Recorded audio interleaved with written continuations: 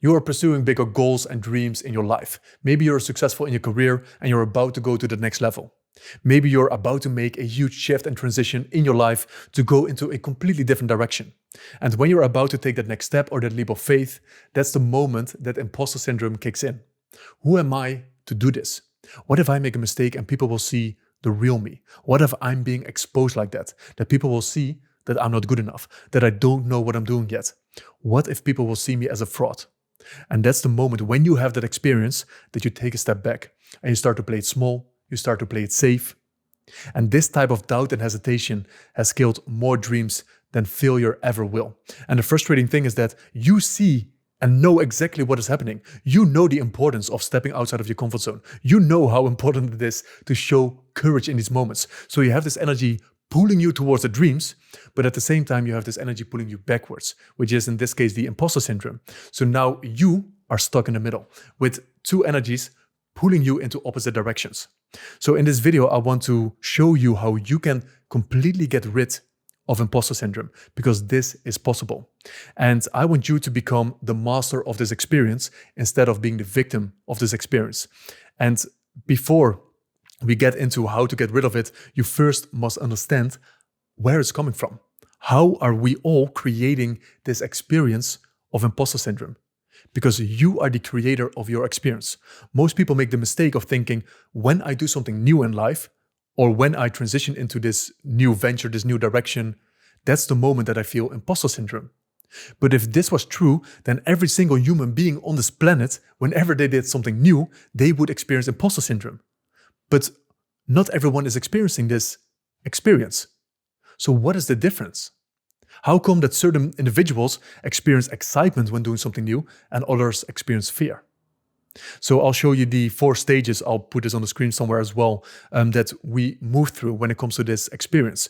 So the first part is we have the situation. So this is a situation either in real life or in your mind, in your imagination, because you've experienced this before. When you imagine yourself doing something that you've never done before, you already feel this imposter syndrome kick in.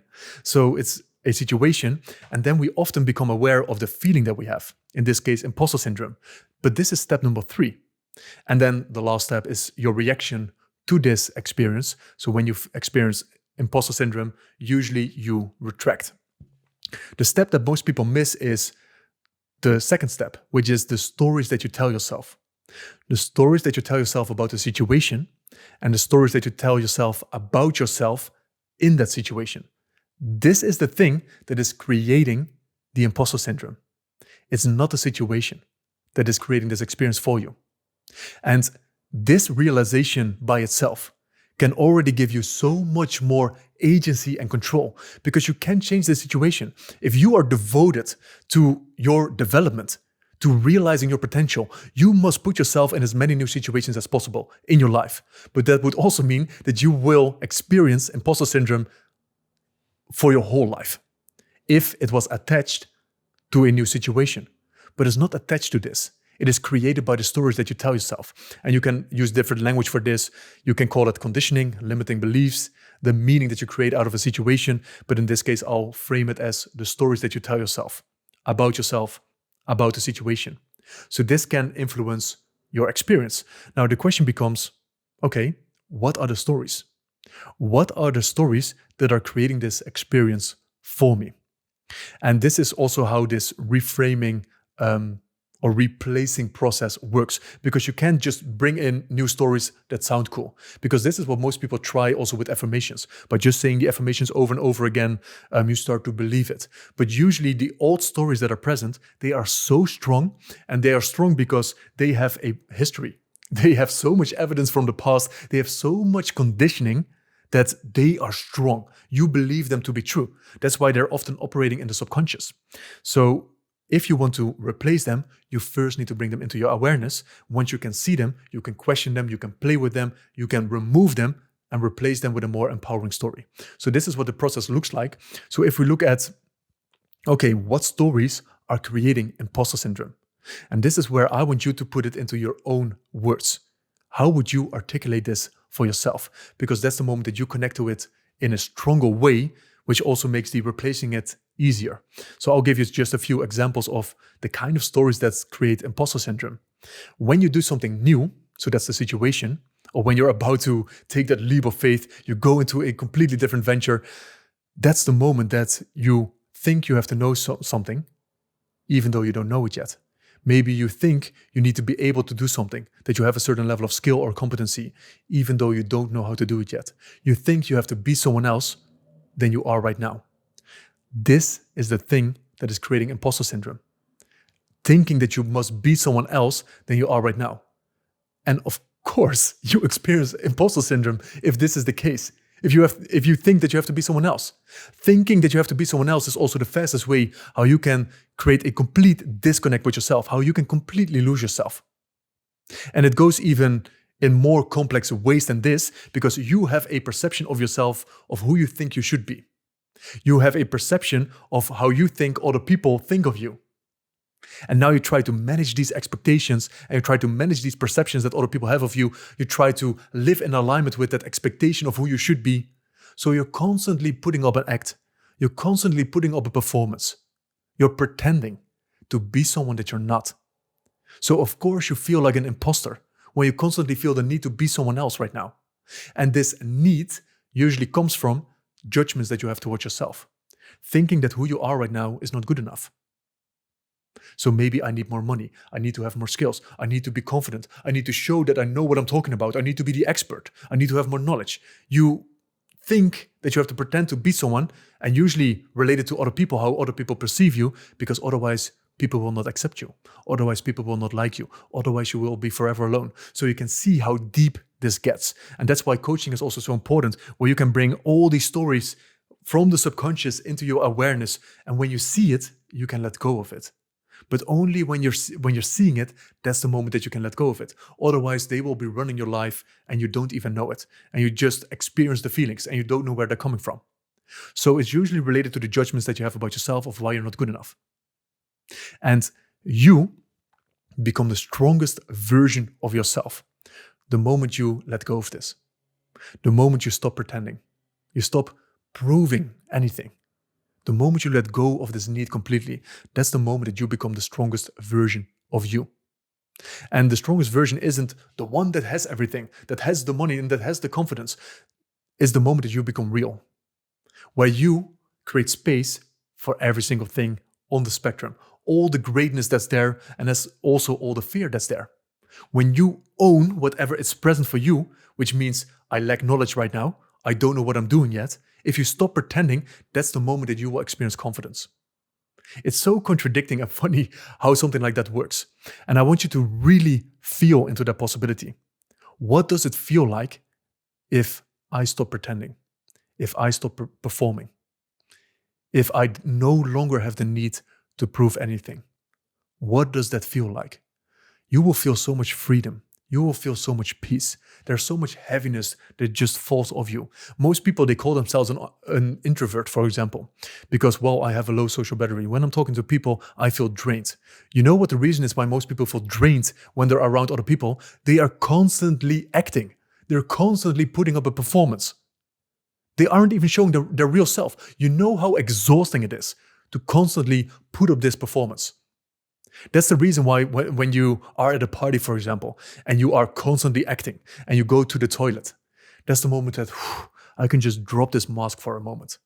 That's the moment that you feel this release, because now I'm finally stopping this act that I'm doing.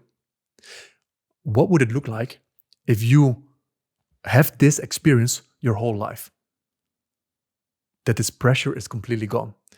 Let's imagine that, and this is something that I'm going to be doing pretty soon. I'm going to do public speaking. And I've never done public speaking before. So of course, something new like this can create imposter syndrome. Who am I to do this? Well, I need to show people that I know what I'm talking about. I need to show that I'm the expert. So if I go into that with that energy, of course, I start to pretend. I start to put up a performance because I'm managing the perceptions of other people. But why am I trying to be good enough? Why am I trying to be the expert? What's the point of this? What am I trying to achieve? I'm trying to be perceived by them in a certain way. Why? Why is this so important? What would it look like if I walk on stage without any expectations? I'm simply going to speak my truth in that moment. I don't have to be someone. They can create the perceptions of me in any way that they want. That's out of my control. They can do whatever they want.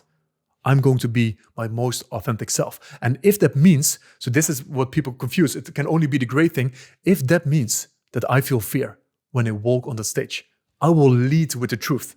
I will tell people, maybe I will start my speech with, this is my first time public speaking, and I'm scared shitless right now, or I'm nervous, and let's have some fun.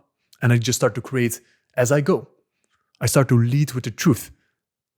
This is the moment that people often think that when you're vulnerable like that, when you put your guard down like that, when you put off the mask, that people can hurt you, that you're vulnerable. But this is similar to the last scene, the last rap battle in the Eminem movie, in 8 Mile, where he is exposing everything. Like he's putting all the cards on the table, like this is who I am, all the imperfections of his life. And this is actually the opposite is true. The moment that you lead with your truth, even if it's around fear or shame or anything like that, is the moment that no one can hurt you anymore. The moment that you are pretending, like when you are afraid, when you feel embarrassed, and you try to act like you have everything together, that's the moment when you're most vulnerable in these moments. But that's also the moment when you feel most insecure. And this is the place where I want to get you to. So how do we get rid of the imposter syndrome?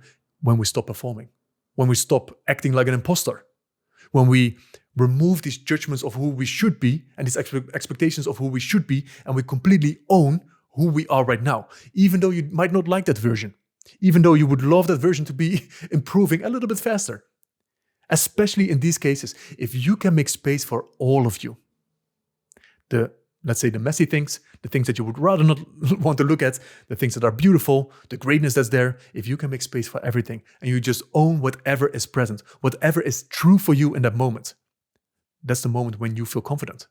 Because when you look back at the moment and you have led with this type of authenticity, even though the outcome might not be perfect, even though the outcome might be different than you wanted it to be, I can always come back to the truth. So similar to the public speaking, let's say I mess up completely. I can always come back to, I led with my truth.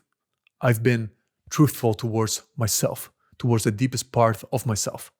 But if I miss the mark and I've been putting up a performance, and maybe because I put up a performance, I missed the mark, you will regret this so much. You will feel so bad about yourself in the situation. So that's why you can never go wrong when you lead with truth. So this is how you can get rid of the imposter syndrome, by seeing the stories that are actually creating it in the first place. And now you remove them and you start to feel in the possibility, as in, what would it feel like if I stop proving? Stop trying to be someone else that I'm not. Stop trying to think that I have to be competent and think I have to know everything. You don't have to be this type of individual. And you start to lead with what's true for you. You start to lead with authenticity, even if the authenticity is messy, even if you might think it's a little bit ugly, especially in these moments. Because what you will do, just to complete this part, you will inspire so many people. You will inspire so many people to also lead with authenticity, because probably 90% of the people, everyone is at some time in their life, they're putting up a performance. They're constantly acting.